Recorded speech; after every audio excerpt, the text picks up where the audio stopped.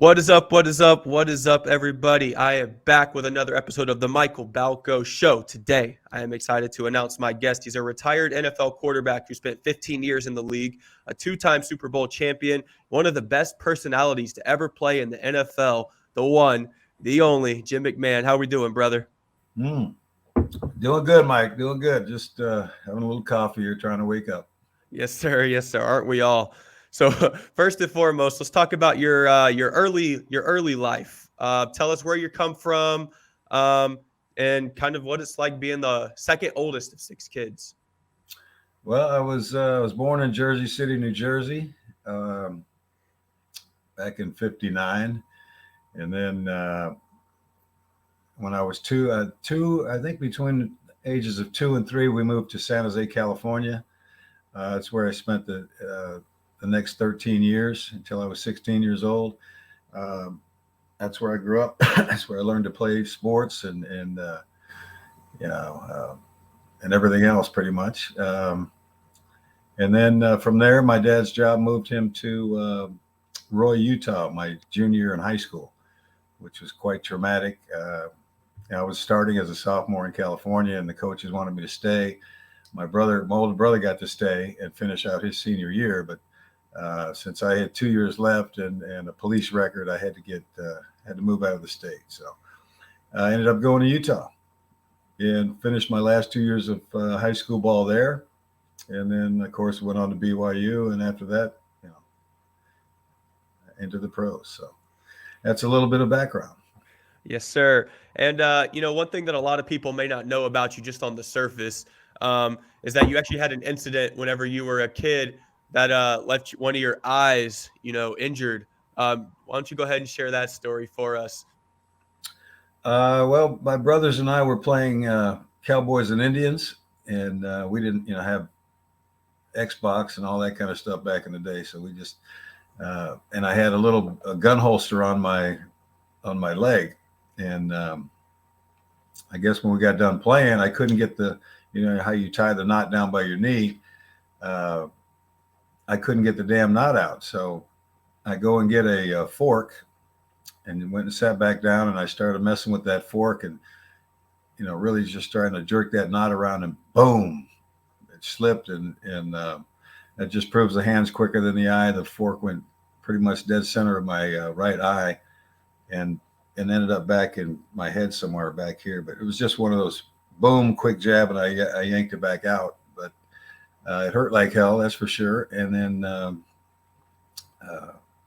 I did quite a bit of damage. They wanted to take my eyeball out, actually, and my dad said, "No, don't do that. Just save the eyeball, and we'll deal with the rest of it when it happens." But I'm glad they didn't take it out then. My dad didn't want me to have a glass eye at 6, but might as well have it. I don't really see out of it, and never really have. So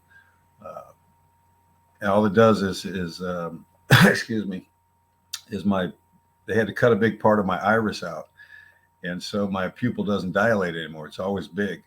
And so if you ever had your eyes checked and they give you those drops and your pupils get really big, mine stay like that all day long. So that's the reason I wear sunglasses. I've been wearing them since I was 6. And so when people think, oh, he wears them because he's cool, I don't really care what they think. I wear them because it's pretty damn bright out, no matter whether the sun's out or not. Yeah. I think that just even like adds to what you've done on the football field even more impressive. Is you're basically doing it with like one eye, which is incredible. So you excelled in both baseball and football growing up, and at Roy High School in Utah. Your last 2 years you spent there, and you ended up getting that offer, like you kind of said, to BYU, and you were able to play at that next level. How did like playing baseball and football kind of help with each sport? Like, how did football help you in baseball? How did baseball help you in football? Didn't help either way. Totally different sports. Playing baseball, I actually played in the outfield, and throwing the ball from the outfield is a hell of a lot different than throwing the football from the pocket. So, I wish I could have kept playing baseball. That's the reason I ended up choosing BYU. I wanted to play both sports, and of all the schools that I went to visit, the only two that said I could play both sports was BYU and Nevada, Las Vegas. And of course, when I went to Vegas, I came home from that trip and I told my dad, hey, I'm going to Vegas. And he said, no, you're not. He said, it's not a big enough school, this and that. And so that's how I ended up at BYU. But they didn't ever tell me I couldn't get out of spring football practice. So I would play a game of a doubleheader. And like I said, playing in the outfield, and I'd have to run down this big hill and change uniforms and go to football practice and throw the ball for 3 hours straight. So I think I only played about 8 games my freshman year. And since football was my scholarship, I decided to give up baseball and just commit to football. And the rest worked out okay. I'd say so, yeah. And BYU, is usually a bit of a culture shock for athletic recruits. What was the BYU experience kind of like for you as a whole? Well, it wasn't what college life was supposed to be like, or from what I hear everybody else's college stories. It was definitely a different experience.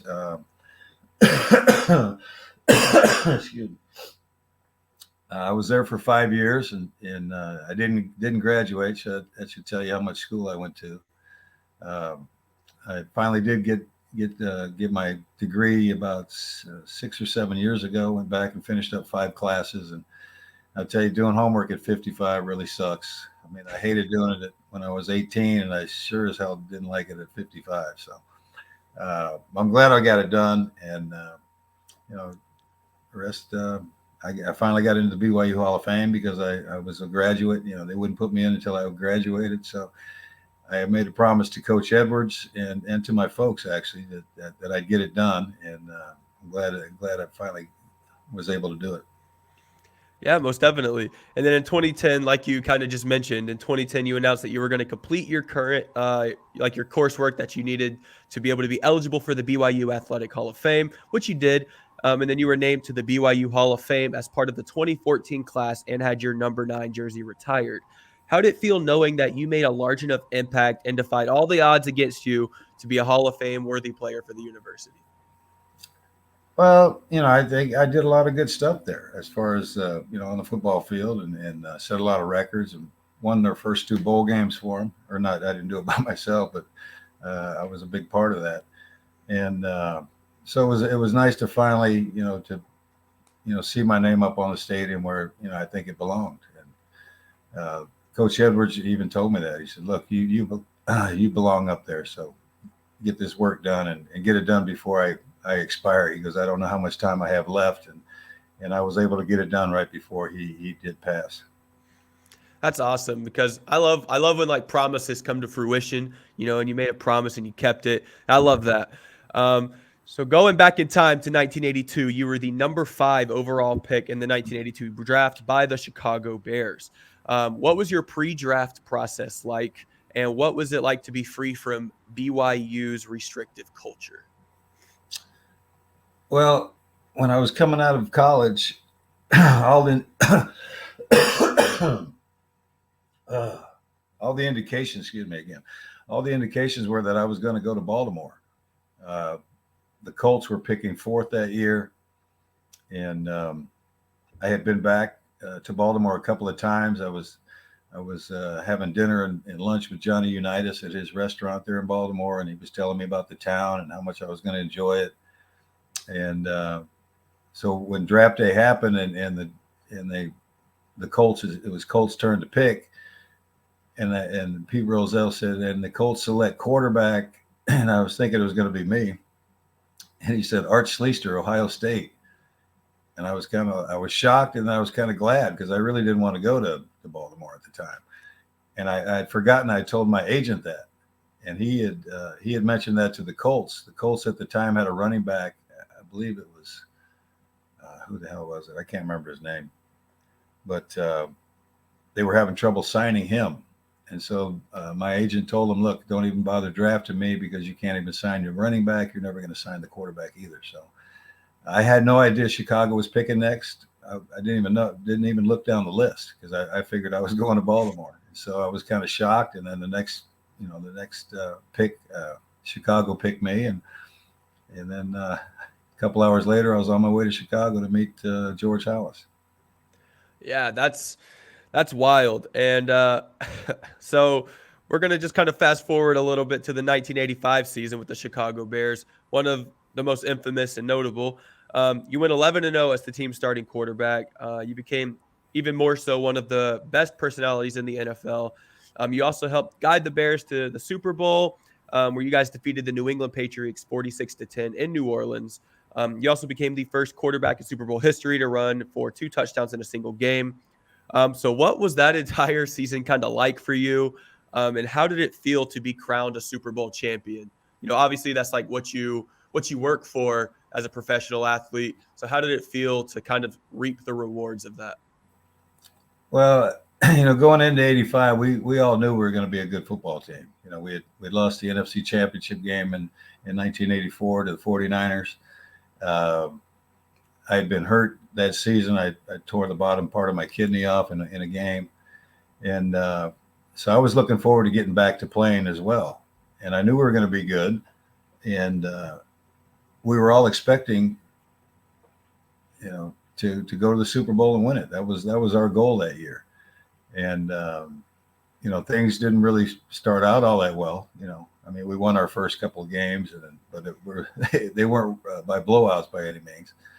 But then our defense really got their stride going, and teams were really having trouble against us. And we moved the ball well. We ran the ball as well as anybody, and we had I think we had the most points in the NFC that season.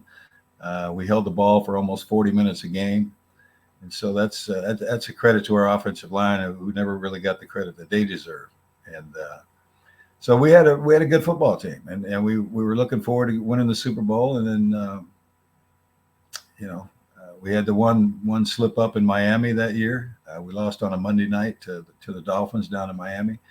But other than that, we were pretty damn good. And we, once we got to the Super Bowl, we knew that it didn't matter who we were going to play, that they weren't going to win that day. So what is like a pregame before the Super Bowl like? Like, were you nervous at all, or were you just being yourself, just having a good time and just looking forward to the opportunity? Or was it like I'm nervous, let me, try to get in the right mindset type of thing? No, I wasn't nervous at all. Like I said, it didn't matter who we were going to play. That they didn't have a chance that day. I was really just worried about getting out of New Orleans alive. I'd had a bunch of death threats during the week. Some idiot reporter went on television and said that I'd called all the women of New Orleans sluts, and the men were stupid, and whatever other comments that he had made. Where he got that information, nobody to this day knows. I mean, I never said that.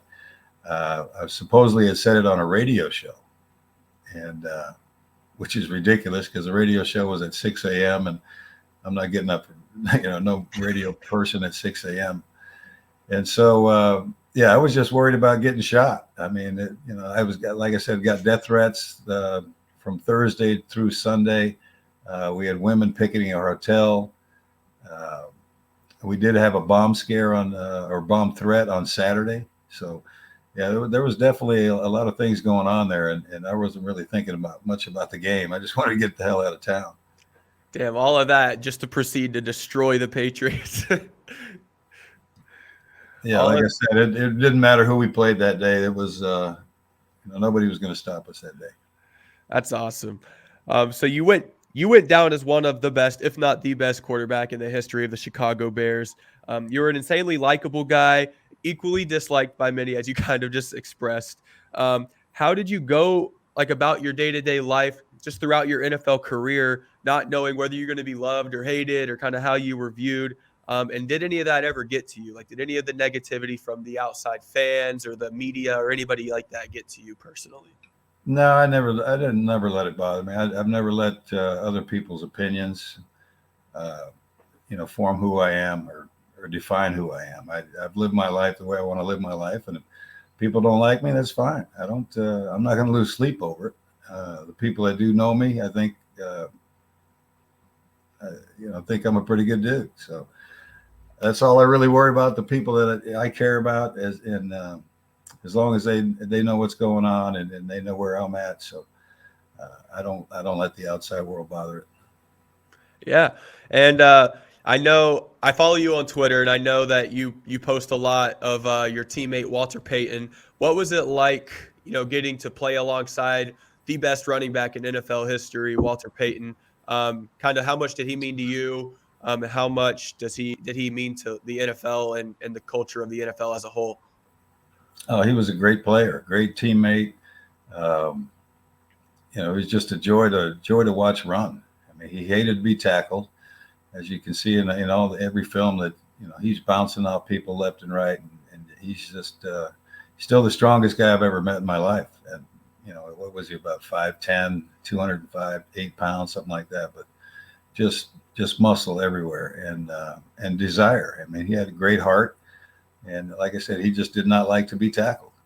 I watched him make some great 30-yard runs that only gained a couple of yards, because he'd go sideline to sideline bouncing off people.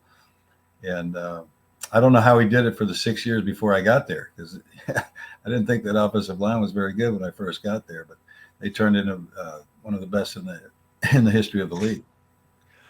Yeah, and then I know a lot of reports and stuff. I was doing some research, and everyone just kind of said that you and your coach Mike Ditka, legendary head coach, you guys always used to butt heads and stuff.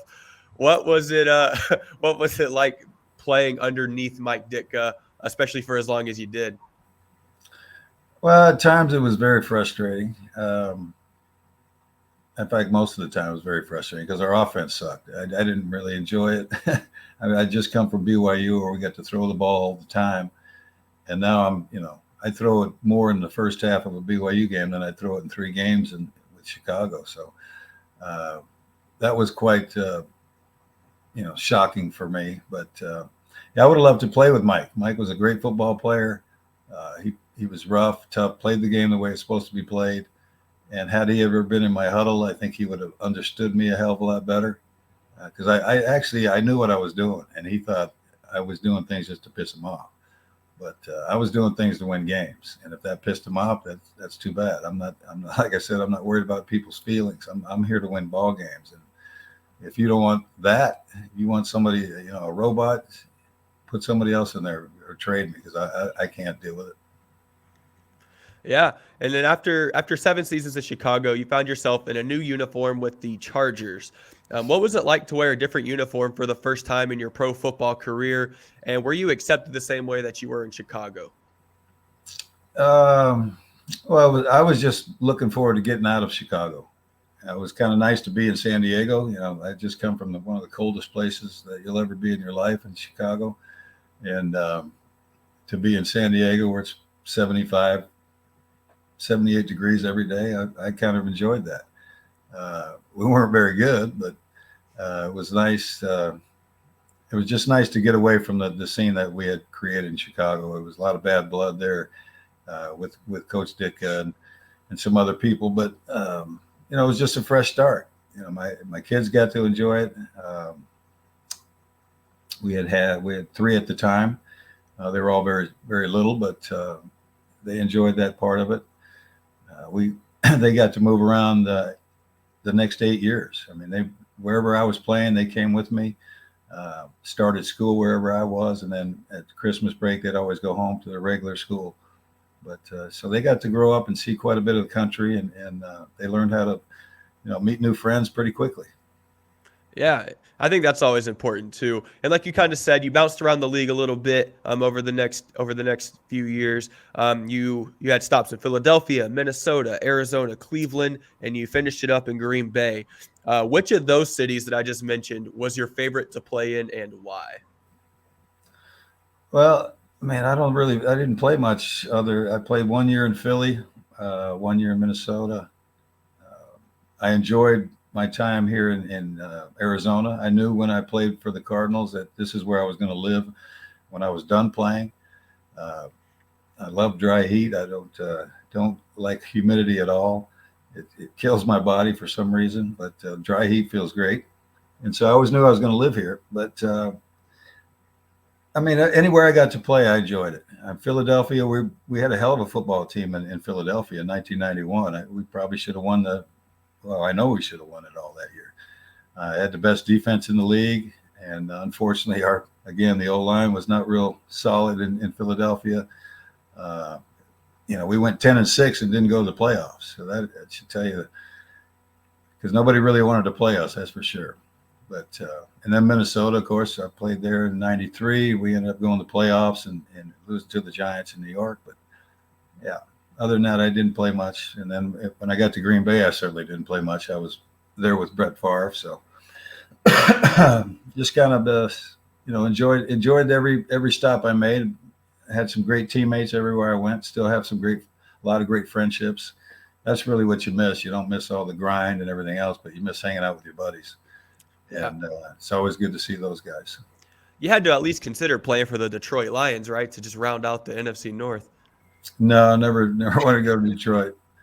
No, I would have loved to go to Tampa. Tampa was in our conference at that time, and that would have been a nice place to play. I always loved going to Tampa Bay because it was always 80 degrees, and they weren't very good then either. So we could always chalk up a pretty good win there. I heard Tom Brady is looking for a backup if you still got a little juice left. Hell, I can't even walk right now. I've been rehabbing a foot for the last 8 months. So I saw that. How you still feeling? dealing with it. It's a little sore right now. I played 6 days of golf out of the last 7. So, and I haven't played in 9 months. So I put a lot of stress on it, but I didn't want to miss this event in Lake Tahoe that I just finished up. Yeah, for sure. And then in 1996, you won your second Super Bowl with the Green Bay Packers. And then you ended up wearing your Chicago Bears jersey to the White House, which is one of my favorite stories about you. I love it. What factored into that decision, and what did your teammates think of you when you did that? Well, the whole reason behind it was we didn't get to go to the White House after we won the Super Bowl. 2 days after we won in '85, the space shuttle blew up, and all the attention was on that, which rightfully so. But I think they could have snuck us in there somewhere between the time we won and the 11 years after that the Packers won. And so I told all my teammates, I told my coaches, I said, look, and explained to them what had happened. And I'm just going to represent my team that didn't get to go. And I actually had called some of my old linemen and said, hey, if you want to send me your jersey, I'll hold that up during the team picture too. But I didn't get any of their jersey, but I wore mine. And I'm sure there was a lot of Green Bay people upset, but I'm sure they didn't know what was going on. But really nobody in the organization was mad at me. I think other than Fritz Shermer. Fritz Shermer was our defensive coordinator. And I figured out why later. It was because Fritz was the defensive coordinator for the Rams when we beat them in '85 to go to the Super Bowl. So I think that brought a couple bad memories back for him. Other than that, everybody, it was not a big deal to the team guys. That's awesome. You got to love when your teammates and your brothers out there accept you, even though it's the fierce division rival, so much great bad blood between the two organizations. And it's just nice that was able to come to fruition for you. And then this next question is actually coming from one of your biggest fans ever, and a good friend of mine, Sean Kiley. Sean would like to know if you would have played with such reckless abandon throughout your career, if you would have known the physical toll it would have taken on your body. Well, everybody knows that you're going to be hurting when you're done playing. Whether it's your knees or your shoulders, elbows, ankles, hips. That's something that we've all accepted, and we're willing to go through it. The head part of it, no, nobody really knew about the brain and concussions and what those constant beatings can do to your brain. That's really what's been bugging me mostly since I retired. I was diagnosed probably 10, 12 years ago with early onset dementia, but what was happening is my spinal fluid is filling up in my head because I've got blockages in my neck and in my skull that do not let the spinal fluid flow properly. And when it doesn't, it just sits there and pretty much eats away at the brain. And my doctors believe that's what causes the CTE is is the spinal fluid doing that. And so, at least now these guys have figured out a way to keep me semi-healthy. About every 3 to 4 months, I go back to New York and I get a simple adjustment. It's not a manual thing. It's a machine. It puts it behind my ear. All I hear is like a pop, and it sends a pulse through my neck and moves the bones enough to let the fluid out. And I do that, like I said, every 3 to 4 months, and I can function fairly normally. But when it's out of whack and my head's filled up, all I want to do is lay in a dark room and just peace and quiet, because I can't stand anything when that starts to happen. Yeah, and that's the side about football that people don't really know, is you're gonna go through it right after you're done, and you're gonna go through it for the rest of your life, more than likely, especially when someone plays as hard and as physical as you did. In 1998, you were inducted into the College Football Hall of Fame. What was that moment like, and how much did that mean to you? That was a nice deal. I mean, statistically, yes, I deserved to be in there. So, which was a nice honor. I mean, I don't know how many hundreds of thousands that played college football, and there's, not everybody gets to be in the Hall of Fame. So that's a nice honor. I doubt if I'll ever get in the NFL, because they love statistics, and I don't. My stats were not the very impressive.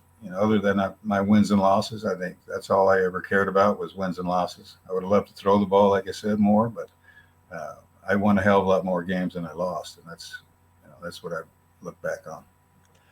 Who is, if you had to narrow it down, I know this is an impossible question when you play in the NFL for 15 years, who is the best player you've ever played with and against? Oh, that'd be Walter Payton. Walter was a guy that could do it all. He could run, he could throw, he could kick, he could block. He was just a special type of player, and a great teammate. Loved playing with him. And one last question for you, Jim. What is one piece of advice that you would give to anyone listening to the show? Live your life. Don't worry about what other people think, and you'll be a hell of a lot happier. Ladies and gentlemen, Jim McMahon, thank you so much for joining the show today. Two-time Super Bowl champion, Chicago Bears legend, NFL legend. Thank you so much. I'm going to plug all your social media handles down in the description of this podcast. Once again, thank you so much for taking the time to join me today. I hope you enjoy your retirement like you have, and I wish you nothing but the best in your future. All right, Mike. Appreciate it. Thank you. Yes, sir.